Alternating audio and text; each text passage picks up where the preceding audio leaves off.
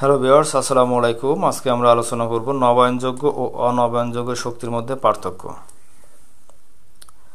তো নবায়নযোগ্য শক্তি এবং অনবায়নযোগ্য শক্তি দুটি হলো ভিন্ন ধরনের শক্তি যা তাদের উৎস এবং প্রাপ্যতা দ্বারা চিহ্নিত করা হয়। এই শক্তি দুটির মধ্যে প্রধান পার্থক্য দুটি আমরা পার্থক্যগুলো আলোচনা করব। তার মধ্যে এক নম্বরে হলো নবায়নযোগ্য শক্তি এমন একটি শক্তি যা প্রকৃতিতে অফুরন্ত এবং পুনর্বীকরণের যোগ্য। অন্যদিকে অনবায়নযোগ্য শক্তি হলো কি, যা প্রকৃতিতে সীমিত এবং পুনর্বীকরণযোগ্য নয়। তাহলে কি, নবায়নযোগ্য শক্তি প্রকৃতিতে অফুরন্ত আছে, বাট অনবায়নযোগ্য প্রকৃতিতে লিমিটেড, সীমিত।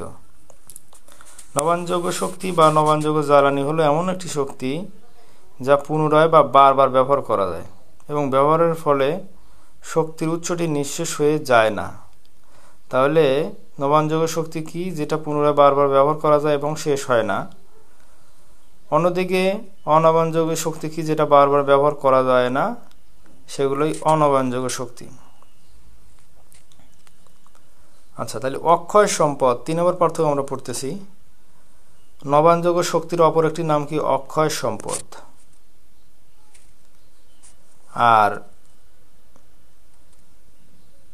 অন্যদিকে নিষ্কাশনযোগ্য সম্পদ কখনো কখনো অনবায়নযোগ্য সম্পদ হিসেবে পরিচিত হয়। আচ্ছা, এটা গেল আমরা 3 নম্বর পার্থক্য। আচ্ছা, 4 নম্বর কি, নবায়নযোগ্য শক্তির উৎসগুলি পরিবেশ বান্ধব।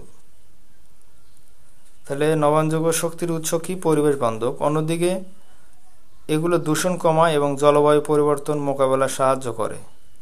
অন্যদিকে অনবায়নযোগ্য শক্তির উৎসগুলি নিয়ন্ত্রণ করা সহজ। 5 নম্বর কি বলবো, নবায়নযোগ্য শক্তির ভবিষ্যৎ উজ্জ্বল বলে মনে হয়।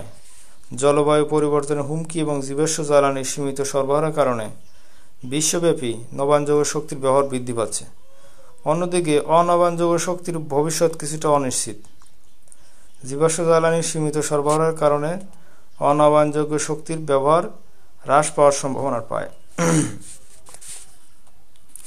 আচ্ছা, নবায়নযোগ্য শক্তির উৎসগুলির মধ্যে রয়েছে যেমন সূর্য, বায়ু, জল, জৈব বস্তু বা ভূতাপ।